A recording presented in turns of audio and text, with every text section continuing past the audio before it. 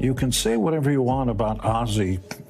There never was an Ozzy before Ozzy. I will tell you that the masses, the fans are grieving. What can you say? It's just broken hearts.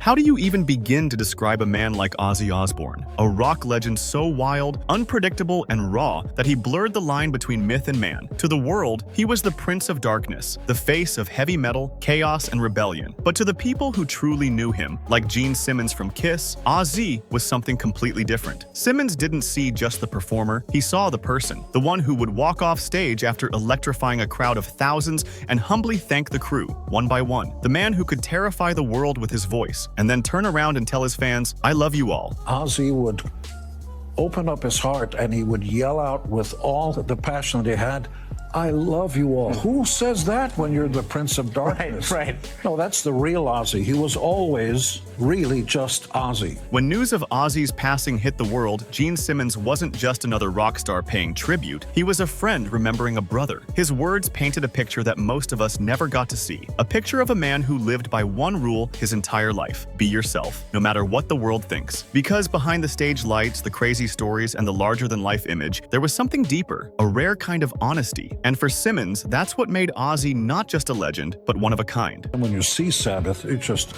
certainly at the time, there was nothing like that on stage. And when you saw Ozzy running around on stage, you're thinking that this is somebody who should be committed.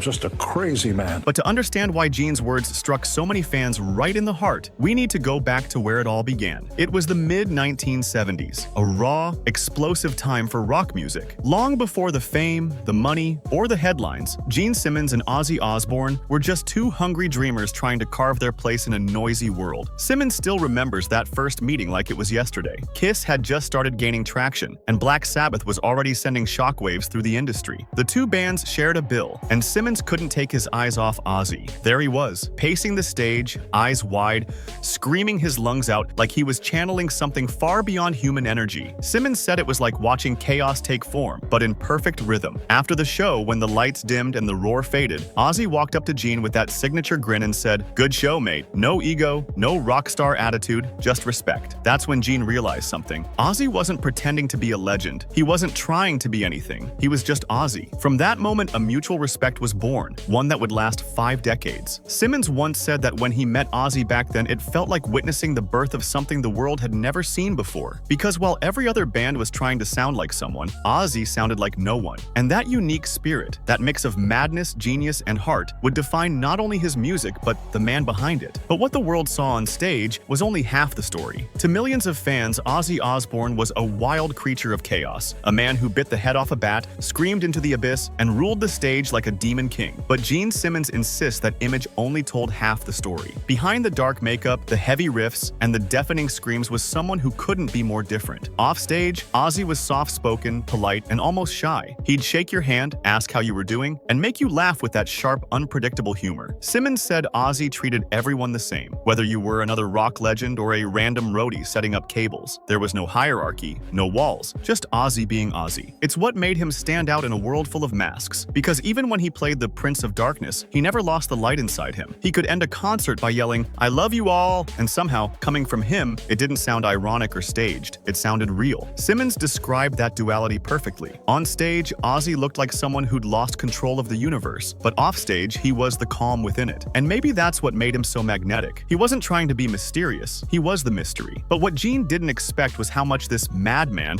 would end up teaching him. Not about music, but about life itself. For Gene Simmons, success came with ego, and he'll admit that openly. Kiss had become one of the biggest rock acts on the planet, and with fame came pride, pressure, and the need to always be on. But Ozzy Osbourne shattered that illusion. Simmons said that Ozzy taught him something no record label, no manager, and no sold-out crowd ever could: humility. In a world where most artists fought to prove who was the loudest, the richest, or the most outrageous, Ozzy quietly reminded everyone what it meant to just be real. He never pretended to be flawless. See, he never acted like a god among men. He stumbled, he laughed at himself, and he showed his pain to the world, all without hiding behind an image. And somehow, that made him even more powerful. My first impression of Sabbath was a full-page ad in the back of Rolling Stone, and it said, "Black Sabbath, louder than Led Zeppelin." And I went, oh yeah, that's the coolest of the cool. Simmons once reflected that while others played the game to stay relevant, Ozzy never did. He was always 100% Ozzy, Gene said. He didn't bend for trends. He didn't fake love songs just to sell records. He was honest, brutally, beautifully honest, and that honesty hit Gene deeply. It reminded him that sometimes being a legend isn't about being perfect, it's about being true. Ozzy didn't chase fame. He let the music and his soul do the talking. But even legends who live by truth face their final curtain. And when that moment came for Ozzy, it left even giants like Gene Simmons speechless. July 5th, 2025, Birmingham, England, the city where it all began for Ozzy Osbourne. That night, under a sky lit by stage lights and tears, the Back to the Beginning concert became more than just a show. It was a farewell. Ozzy had battled Parkinson's, surgeries, and years of declining health, yet he refused to quit. Sitting on his throne, mic in hand, he gave everything he had left. His voice trembled at times, but the fire behind it never faded. Every lyric, every word felt like a goodbye wrapped in gratitude. Fans didn't just watch, they felt it. Thousands sang along,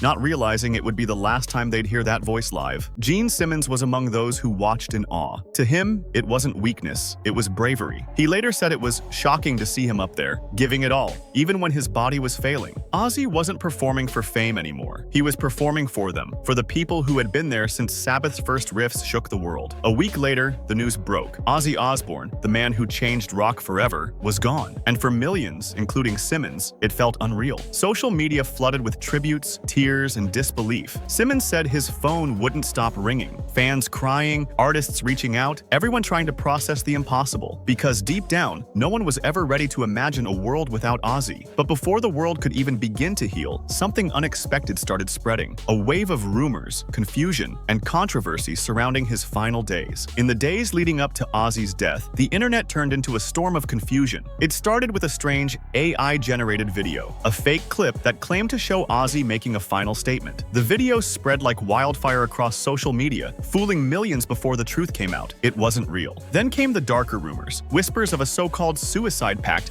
between Ozzy and Sharon. Tabloids ran with it, fueling speculation and outrage. But Ozzy's daughter Kelly was quick to shut it all down. She called it cruel, disgusting, and completely false. The family was grieving, and the last thing they needed was fake headlines turning that grief into a circus. Gene Simmons didn't entertain any of it. When asked about the chaos online, he said, "People need to remember, Ozzy was about life, about giving everything. He was never one to give up. It's a reminder of how fame can distort truth, even in death." The noise of the internet tried to rewrite the story, but the real story didn't need rewriting. Ozzy didn't leave behind mystery or scandal. He left behind a legacy, one built on music, honesty, and heart. And through it all, Simmons stayed focused on that truth. The man he met in 1974 was the same man he said goodbye to in 2025. Raw, real, and one of a kind. And that's what leads us to the final part of this story. Not the rumors, not the pain, but the legacy that will echo for generations. When Gene Simmons spoke about Ozzy's legacy, his tone shifted from mourning to admiration. "There will never be another one," he said quietly, "because you can't create an Ozzy. You can only be one. Ozzy Osbourne wasn't a product of image consultants, algorithms, or marketing campaigns. He came from nothing, from the factories of Birmingham, from poverty, addiction, and chaos, and somehow transformed all of it into art that shook the world. He didn't invent heavy metal, but he defined what it felt like. The darkness, the power, the rebellion, Ozzy made it human."